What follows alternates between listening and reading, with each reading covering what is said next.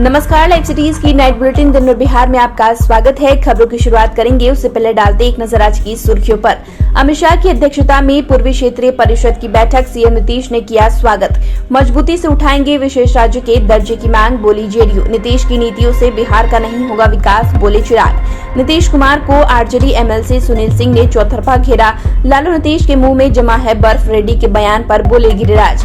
नीतीश को दुनिया के सभी लोग दिखते हैं मूर्ख, प्रशांत किशोर का तंज। बीपीएससी टीआरई 1.0 का सप्लीमेंट्री रिजल्ट जारी। मोतिहारी में अपराधी को बाइक सवार बदमाशों ने गोलियों से भूना।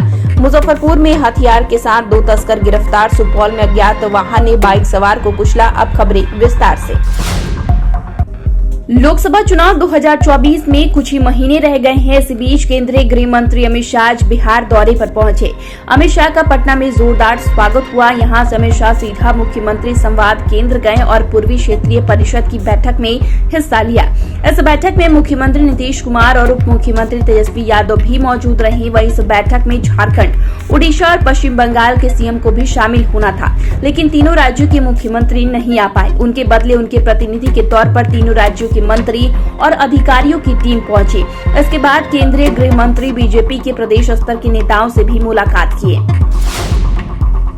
केंद्रीय गृह मंत्री अमित शाह के बिहार दौरे पर सीएम नीतीश के करीबी मंत्री अशोक चौधरी ने कहा कि उनसे विशेष राज्य के दर्जे की मांग रहेगी। हमारे पास साक्ष्य भी है, इसलिए विशेष राज्य के दर्जे की मांग कर रहे हैं। बिहार को केंद्र सरकार ने बीमारू राज्य की श्रेणी में रखा था। अगर आप चाहते हैं कि बिहार विकसित राज्य हो तो विशेष राज्य का दर्जा मिलना ही चाहिए। यूपीए की सरकार ने विशेष पैकेज की भी व्यवस्था की थी। वहीं ललन सिंह ने भी कहा कि बिहार को विशेष राज्य का दर्जा दिए जाने की मांग जेडीयू हमेशा करती रही है। विशेष राज्य का दर्जा बिहारी की जरूरत है, इसलिए उस मांग पर हम आज भी कायम हैं। इधर चिराग पासवान ने कहा कि विशेष राज्य के दर्जे की मांग अच्छी बात है, मांग करें और बताएं कि पिछले 19 सालों में इन्होंने क्या क्या किया है। मुख्यमंत्री नीतीश कुमार जी की नीतियों में क्या क्या कमियां रह गई हैं, अपनी विफलताओं का पूरा डेटा केंद्र सरकार के सामने रखे। यह डेटा रखते हुए वो यह मांग करे कि बिहार को विशेष राज्य का दर्जा मिलना चाहिए। चिराग पासवान ने कहा कि मुख्यमंत्री नीतीश कुमार की नीतियों से बिहार का विकास कतई संभव नहीं है। आरजेडी एमएलसी सुनील सिंह ने नीतीश कुमार को चौतरफा घेर लिया है। नीतीश कुमार और अमित शाह की मुलाकात की तस्वीर सोशल मीडिया पर शेयर कर सुनील सिंह ने उनसे तीखा सवाल पूछा है। उन्होंने कहा कि यदि मित्रों कुछ दिन पूर्व की घटना याद हो तो कृपया स्मरण करना चाहेंगे कि मुझे एक सरकारी कार्यक्रम में सहकारिता मंत्री जी को पुष्प गुच्छ से सम्मानित करने के कारण भाजपा के साथ संपर्क में रहकर सारण से लोकसभा का प्रत्याशी घोषित किया गया था। तो आज उनसे इस चेहरे पर निखार वाले फोटो को देखकर क्या कहना चाहेंगे? इसी को कहते हैं आप करी तो रास लीला, हम करी तो कैरेक्टर ढीला।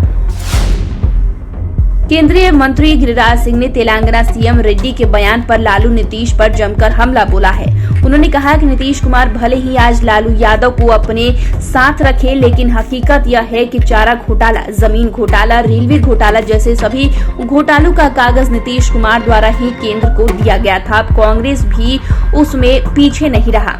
ऐसे में अब गठबंधन नहीं बल्कि भ्रष्टाचार का महागठबंधन हो गया है। यह सब जेल जाने के डर से नरेंद्र मोदी के विरोध में किया जा रहा है। रेड्डी ने बिहार के डीएनए का अपमान किया, लेकिन ना तो लालू जी का जुबान खुल रहा है और ना ही नीतीश कुमार कुछ बोल पा रहे हैं। इन लोगों के मुंह में बर्फ जम गया है जो बोल नहीं पा रहे हैं। बिहार का अपमान भाजपा नहीं सहेगी। विशेष राज्य के दर्जे के सवाल पर जनसुराज के सूत्रधार प्रशांत किशोर ने नीतीश कुमार पर तंज कसा है।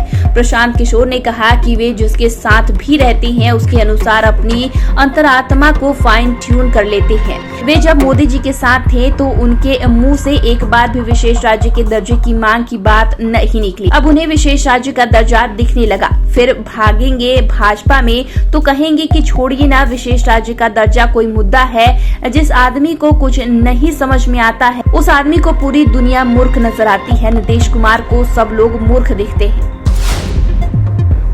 बीपीएससी टीआरई 1.0 का सप्लीमेंट्री रिजल्ट जारी कर दिया गया है। इसमें कुल 2773 उम्मीदवारों को पास किया गया है। कुल वैकेंसी 4797 की थी। चेयरमैन अतुल प्रसाद ने सोशल मीडिया के जरिए जानकारी दी है। हमें शिक्षा विभाग से कुल 4797 रिक्तियां प्राप्त हुई। टीआरई 1.0 में अभ्यर्थियों के अनुबद्धता के कारण श्रेणी 9 और 10 अंग्रेजी 926 और विज्ञान 681, 11-12 पेपर 223 और अन्य 194 यानी कुल 2024 की कैंडिडेट की कमी रह गई। सभी सफल उम्मीदवारों को बधाई भी दी। मोतिहारी में अपराधियों ने अपराधी ननकू सिंह पर अंधाधुंध फायरिंग की।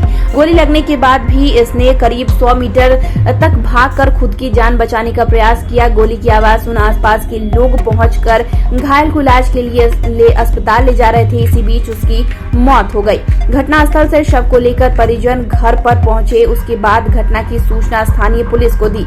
मौके पर पहुंची पुलिस ने शव को कब्जे में लेकर पोस्टमार्टम के लिए भेज दिया। इस घटना के बाद इलाके में हड़कंप मच गया है।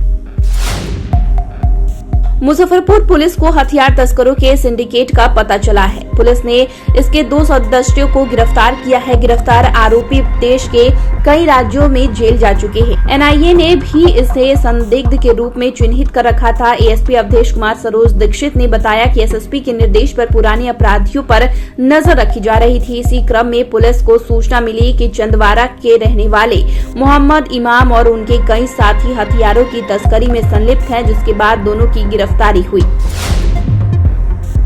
सुपौल में सड़क हादसे में 2 युवकों की मौत हो गई। भपटियाई थाना क्षेत्र के NH57 पर अज्ञात वाहन की चपेट में आने से 2 बाइक सवार की जान चली गई। घटना के बाद लोगों की भीड़ इकट्ठा हो गई, जिस वजह से घटनास्थल पर NH पर 2 घंटे तक वन वे पर जाम लगा रहा। बताया जा रहा है कि बाइक तेज रफ्तार में होने के कारण बाइक अनियंत्रित हो गई, जिस कारण दोनों व्यक्ति बाइक से गिर गए। वहीं पीछे से आ रही एक अज्ञात वाहन ने दोनों व्यक्ति को कुचल दिया। घटना के बाद अज्ञात वाहन चालक वाहन लेकर फरार हो गया। तो फिलहाल के लिए इतना ही। चैनल को सब्सक्राइब कर ले, फेसबुक पेज को लाइक कर ले। वीडियो देखने के लिए आपका शुक्रिया।